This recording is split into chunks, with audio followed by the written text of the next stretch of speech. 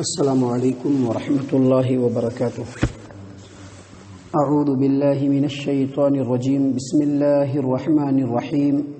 ان الذین کفروا سواء علیہم اانذرتهم ام لم تنذرهم لا یؤمنون۔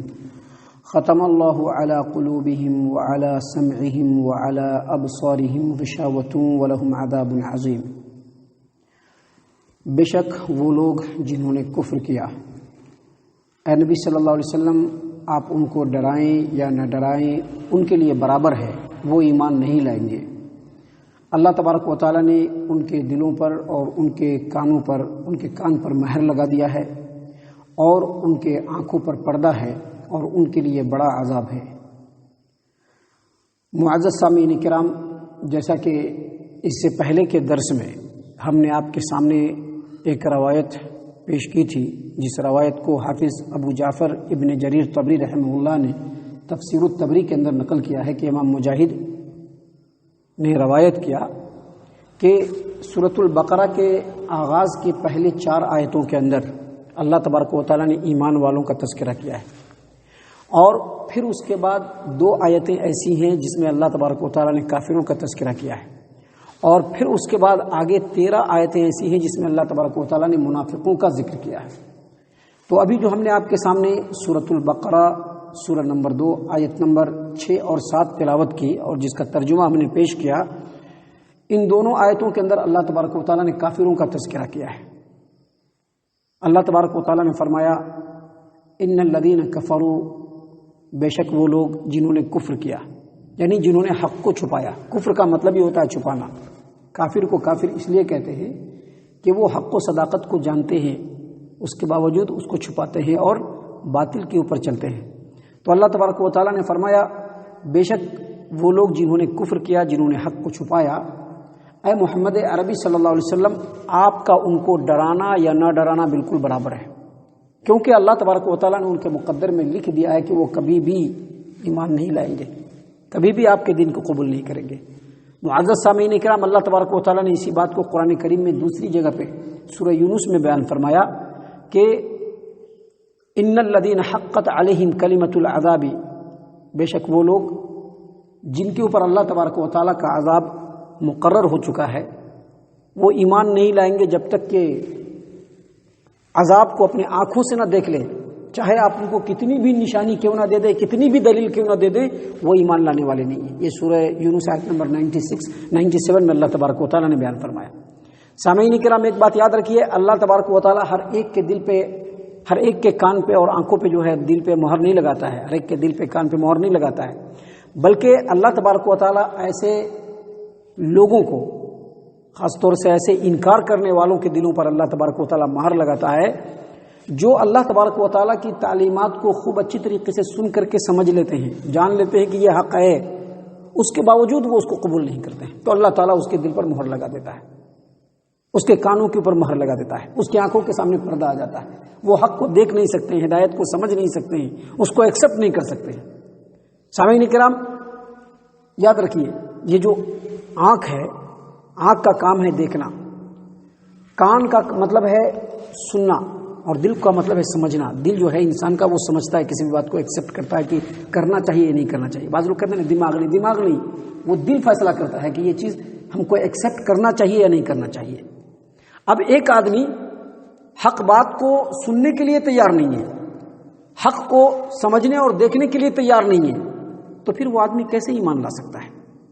کیونکہ وہ جب دیکھنا ہی نہیں چاہتا ہے، سننا ہی نہیں چاہتا ہے، جب وہ دیکھے گا ہی نہیں، سنے گا ہی نہیں، تو اس کے دل کو جانکاری اور انفارمیشن کیسے ملے گی؟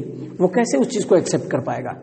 یاد رکھیے، اللہ تبارک و تعالیٰ کسی کے کفر کی وجہ سے ہی، کسی کی سرکشی کی وجہ سے ہی اس کے دل پر مہر لگاتا ہے۔ اللہ تبارک و تعالیٰ انسان کو سوچنے اور سمجھنے کی صلاحیت دیا ہے۔ اگر اللہ تبارک و تعالیٰ انسان کو سوچنے اور سمجھنے کی صلاحیت نہیں دیتا تو وہ ترقی کے راستے پر کیسے چلتا؟ دنیا میں ملینئر ہیں، بلینئر ہیں، وہ لوگ اتنا پیسہ کیسے کما لیے؟ ان کے پاس اللہ نے سوچ دیا ہے، سمجھ دیا ہے، لیکن اس کے باوجود وہ اس سوچ کو اور سمجھ کو اللہ تبارک و تعالیٰ کی رضامندی کے راستے کو پا لینے کے لیے وہ اس کو استعمال نہیں کرتے ہیں۔ تو ایسے لوگوں کو ہی اللہ تبارک و تعالیٰ ان کے دلوں پر مہر لگا دیتا ہے۔ اللہ تبارک و تعالیٰ نے کیا فرمایا؟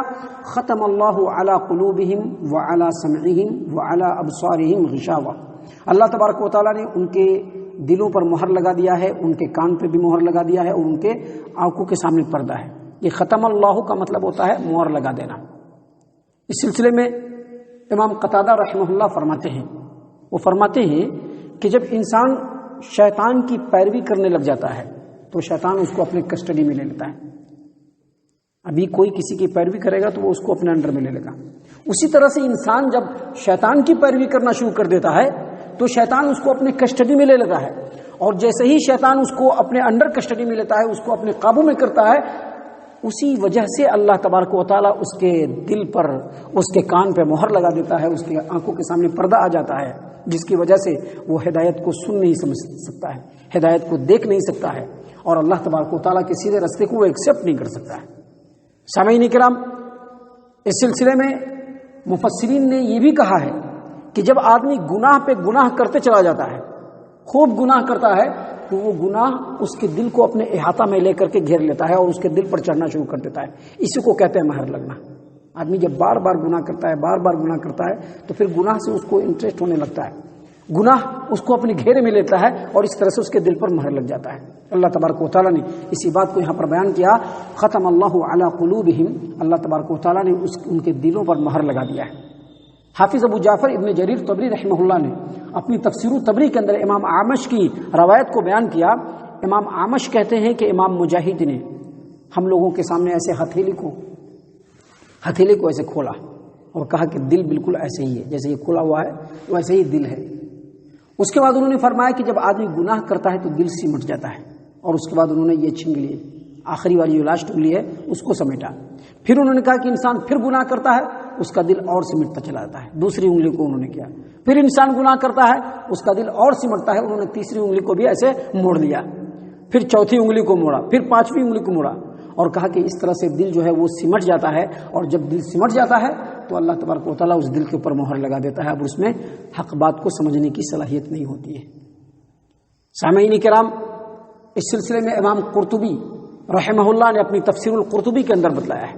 تفسیر القرطبی میں امام قرطبی نے کہا ہے کہ اس بات کے اوپر اہل علم کا اتفاق ہے کہ اللہ تبارک و تعالیٰ کسی کو خود اس کے دل پر مہر نہیں لگاتا ہے، بلکہ ان کے کفر کی وجہ سے اللہ تبارک و تعالیٰ ان کے دل پر مہر لگاتا ہے، ان کے شرکشی کی وجہ سے ان کے دل پر اللہ تبارک و تعالیٰ مہر لگاتا ہے۔ جیسا کہ اللہ تبارک و تعالیٰ نے سورۃ النساء آیت نمبر 155 میں بیان کیا، بل طبع اللہ علیہا بکفرہم، بلکہ اللہ تبارک و تعالیٰ نے ان کے کفر کی وجہ سے ان کے دل کے اوپر مہر لگا دیا۔ اس کے بعد امام قرطبی نے وہ حدیث بھی بیان کی جس حدیث کو امام ترمذی نے اپنی جامع ترمذی ابواب القدر کے اندر روایت کیا کہ دل جو ہے وہ اللہ تبارک و تعالیٰ کی دو انگلیوں کے درمیان ہے، اور وہ اللہ تعالیٰ الٹتا پلٹتا رہتا ہے، لہٰذا بندے کو چاہیے کہ وہ ہمیشہ اللہ سے دعا کرے۔ کیا دعا کرے؟ یا مقلب القلوب ثبت قلبی علی دینک، اے دلوں کو الٹنے پلٹنے والے، میرے دل کو اپنے دین کے اوپر تو ثابت قدم رکھ۔ اور اسی طرح سے امام قرطبی رحمہ اللہ نے ایک اور حدیث بیان کی، جس حدیث کو امام مسلم نے اپنی صحیح مسلم کتاب الایمان باب رفع الامانتی، باب رفع الامانتی والایمان کے اندر بیان کیا ہے کہ اللہ کے رسول صلی اللہ علیہ وسلم نے فرمایا کہ فتنے اس طرح سے وارد ہوں گے جیسے یہ حاصر ہوتا ہے نا، چٹائی حاصر جس میں تنکے لگے ہوتے ہیں، تو کیسے تنکا نکلتا چلا جاتا ہے، ویسے ہی فتنے آنا شروع ہو جائیں گے لوگوں کے دل پر۔ اور جس آدمی کے دل نے اس فتنے کو ایکسپٹ کر لیا اس کا دل سیاہ ہو جائے گا، اور جس آدمی نے اس فتنے کو اپنے سے دور کر دیا، اس کو ایکسپٹ نہیں کیا، اس کا دل بالکل سفید ہو جائے گا۔ اور دل دو طرح کے ہو جائیں گے، ایک دل جو ہوگا وہ بالکل سفید ہوگا چٹان کی طرح سے کہ جب تک وہ زندہ رہے گا کبھی بھی کوئی فتنہ اس کو اپنے شکنجے میں نہیں لے گا، اور ایک دل جو ہوگا وہ فتنے کو ایکسپٹ کرنے کی وجہ سے بالکل سیاہ اور کالا ہو جائے گا، اور بالکل الٹے گھڑے کی طرح سے ہو جائے گا۔ ہم لوگ کہتے ہیں نا الٹا گھڑا ہے، الٹا گھڑا کیوں بولتے ہیں؟ الٹا گھڑا کسی کو اس لیے بولا جاتا ہے کہ اس کو اچھی یا بری کوئی بھی بات سمجھ میں نہیں آتی ہے، اس لیے اس کو الٹا گھڑا کہا جاتا ہے۔ تو وہ بالکل الٹے گھڑے کی طرح سے ہو جائے گا کہ نہ اس کو نیکی لگے گی اور نہ اس کو برائی لگے گی۔ معزز سامعین اکرام، حافظ ابو جعفر ابن جریر طبری رحمہ اللہ نے اس سلسلے میں ایک اور حدیث بیان کی۔ وہ کہتے ہیں کہ سلسلے میں ایک اور حدیث ہے جس کو ابو ہریرہ رضی اللہ عنہ نے روایت کیا، اور اس حدیث کو جس کے بارے میں حافظ ابو جعفر ابن جریر طبری رحمہ اللہ فرما رہے ہیں، اس حدیث کو امام ترمذی نے اپنی جامع ترمذی ابواب تفسیر القرآن باب ومن صورت ویل للمطففین. اس کے علاوہ امام نسائی نے اپنی السنن الکبریٰ کتاب التفسیر میں، امام ابن ماجہ نے اپنی سنن ابن ماجہ ابواب الزہد کے اندر اس حدیث کو بیان کیا کہ ابو ہریرہ رضی اللہ عنہ نے کہا کہ رسول اللہ صلی اللہ علیہ وسلم نے فرمایا کہ ایک مسلمان آدمی، ایک مومن آدمی جب گناہ کرتا ہے تو گناہ کرنے کی وجہ سے ایک بلیک ڈاٹ، ایک سیاہ نقطہ اس کے دل پر پڑ جاتا ہے.